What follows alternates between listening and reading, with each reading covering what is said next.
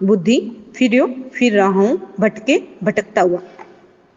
कठिन जो गांठी परी माया की तोड़ी जात न झटकी। कठिन यानी मुश्किल, गांठी गांठ, परी पड़ गई है, माया की यानी संसारिक प्रलोभन की, तोड़ी जात न झटकी। तोड़ी यानी तोड़ी, जात जात जाति न नहीं, झटके झटके से। ना हरि भक्त ने साधु समागम रहो बीच ही लटकी। ना हरि की भक्ति में रहता हूँ, न साधु समागम, न ही साधु संगति में रहता हूँ। समागम होता है संगति। रहो बीच ही लटकी, रहो रह गया हूँ, बीच ही लटकी बीच में ही लटकता हुआ। जो बहुकला काछी दिखरावे लोभ न छूटत नर की। जो जैसे बहु बहुत कला कर्तव्य, काछी काछी होता है बाजीगर, जैसे जादू करने वाला जादूगर होता है और शारीरिक क्रियाकलाप करके लोगों का मनोरंजन करने वाला होता है, वो बाजीगर होता है। दिखरावे दिखलाता है।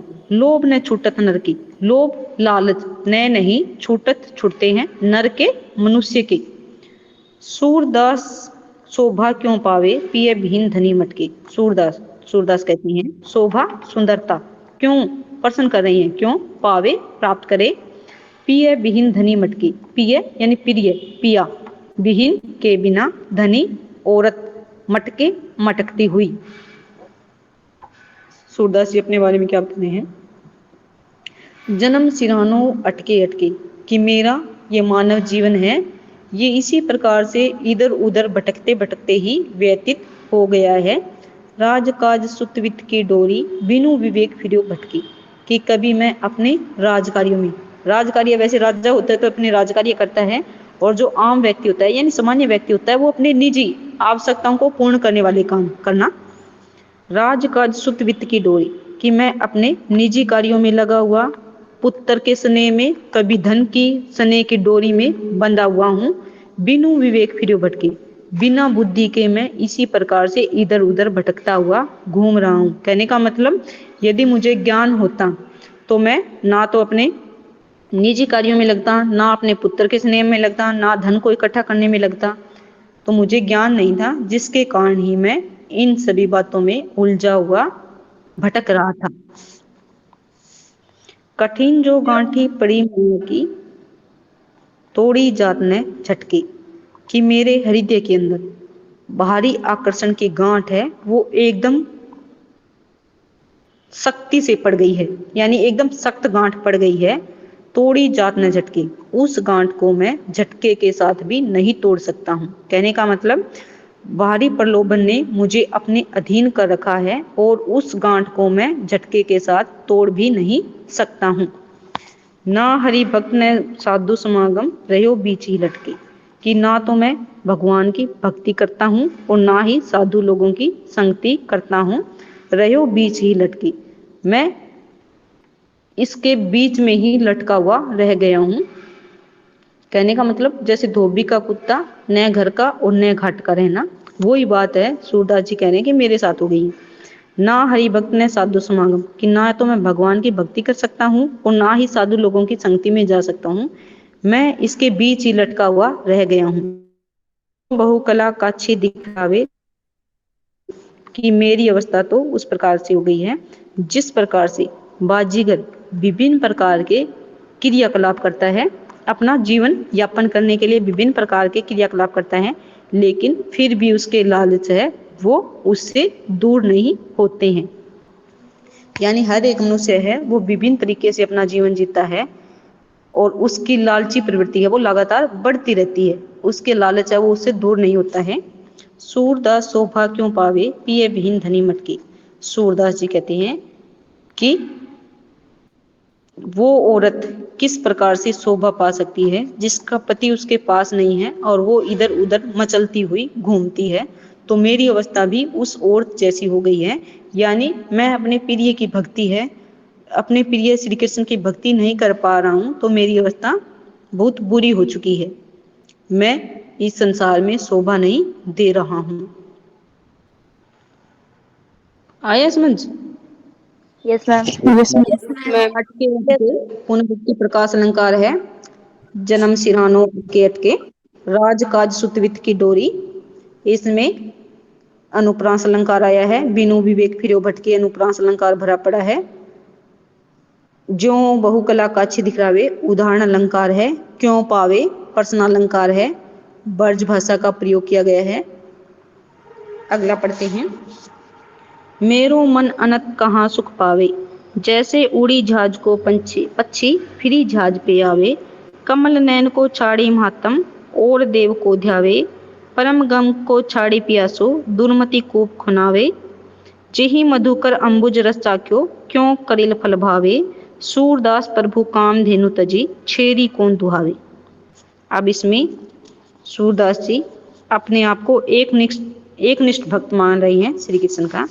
मेरो यानी मेरा मन, अनंत कहाँ सुख पावे, अनंत यानी और कहीं दूसरी जगह, कहाँ किस स्थान पर सुख पावे, सुखानुभूति प्राप्त कर सकता है। जैसे उड़ी झाज को पक्षी फिरी झाज पे आवे, जैसे यानी जिस प्रकार से उड़ी उड़ा हुआ झाज को यानी झाज का, पक्षी पक्षी फिरी झाज पे आवे, फिरी फिर से झाज पे यानी झाज पर आवे आता है। कि जिस प्रकार से कोई समुद्र में चल रहा हुआ जहाज होता है और उस जहाज पर मान लो कोई पक्षी बैठा है, वो सोचता है कि चलो मैं इस जहाज को छोड़ता हूँ और इधर उधर घूमता हूँ। वो उड़ पड़ता है और उड़ने के बाद उड़ करके थक जाता है, लेकिन उसको दूसरी कोई भी जगह बैठने लायक नहीं मिलती है। फिर वो वापस उसी जहाज पर आ जाता है। तो सूरदास जी यही बात कहते हैं, जैसे उड़ी जहाज को पक्षी फिरी जहाज पे आवे, कि मेरी अवस्था तो उस जहाज के पक्षी की भांति हो गई है जो समुद्र में चलते हुए जहाज पर बैठा है और उस जहाज को छोड़ करके वो अन्यत्र जाने की कोशिश करता है, लेकिन थक हार करके उसको फिर उसी जहाज पर आकर के बैठना पड़ता है। कमल नैन को छाड़ी महात्म, और देव को ध्यावी। कमल नैन यानी कमल रूपी नैन आंखें, को यानी उसको छाड़ी छाड़ करके, महात्म यानी महत्व या महान, और देव को ध्यावे और दूसरे देव को देवता को ध्यावे ध्यान करता है।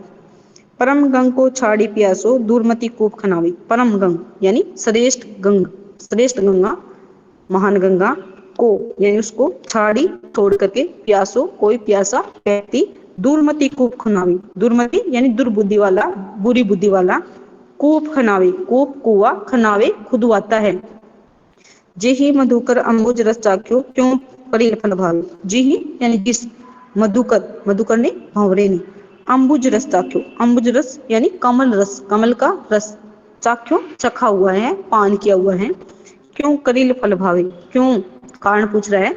करिल होता है करेले का, करेला कड़वा होता है ना। फल भावे कि फल अच्छा लगेगा, भाएगा। सूरदास प्रभु काम धेनु तजी, छेदी कौन धुआवे। सूरदास कहते हैं कि मेरे प्रभु कौन से, श्री कृष्ण, कामधेनु के समान है, यानी संपूर्ण इच्छाओं को पूर्ण करने वाली गाय होती है ये कामधेनु, उसके समान है। तजी त्याग करके, छेदी कौन धुआवे, छेदी होते बकरी, कौन दुहावे, कौन दूहेगा।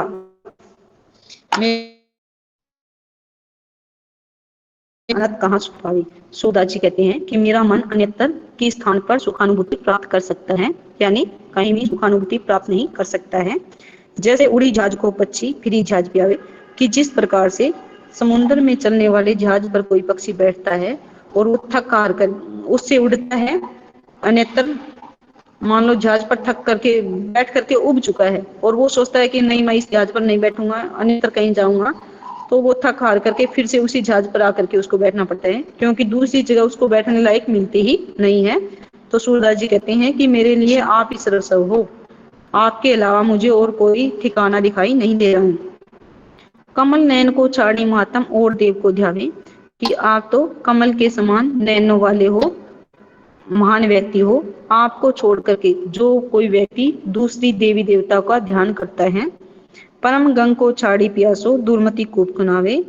और जिस प्रकार से श्रेष्ठ गंगा के पानी को कोई प्यासा व्यक्ति छोड़ करके सोचता है कि मैं तो कुआं खुदवा करके पानी पीऊंगा, तो वो व्यक्ति भी मूर्ख है, दुर्बुद्धि वाला है। जेहि मधुकर अंबुज रस चाख्यो, क्यों करेल फल भावे, कि जिस भंवरे ने कमल के रस का पान किया हुआ है, भला उसको करेले का रस क्यों अच्छा लगेगा। कहने का मतलब श्री कृष्ण है वो कमल के रस के समान है, और जो अन्य देवी देवता है वो करेले के फल की भांति है, कड़वे हैं। तो सूरदास जी ये कहते हैं कि मैं करेले के रस को क्यों पान करूंगा, क्यों अच्छा लगेगा मुझे। सूरदास प्रभु कामधेनु तजी छेरी कौन धुआवे। और सूरदास जी कहते हैं कि हे प्रभु, आप तो संपूर्ण इच्छाओं को पूर्ण करने वाली कामधेनु गाय के समान हो, तो आपको छोड़ करके मैं बकरी क्यों दूंगा, यानी साधारण दूध क्यों पीऊंगा। मेरी संपूर्ण इच्छाएं जहां पर पूर्ण हो रही है मैं उसी की आराधना करूंगा, जहां पर कम इच्छाएं पूर्ण हो रही है मैं उसको क्यों अपनाऊंगा। समझ गई। Yes yes ma'am. Yes ma'am. रूपक अलंकार का प्रयोग किया गया है।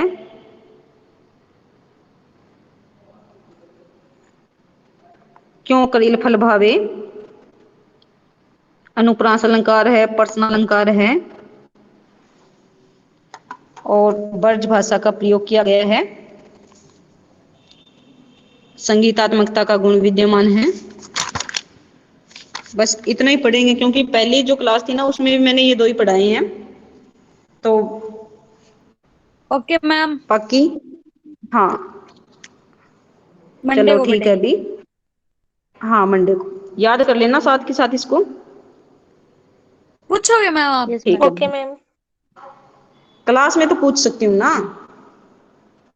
जब आप मंडे को क्लास में आओगी तब तो पूछ सकती हूँ ना। ऑनलाइन तो वैसे पूरा यस टाइम मैम। वेस्ट जाता है इसमें, पूछने को तो इसमें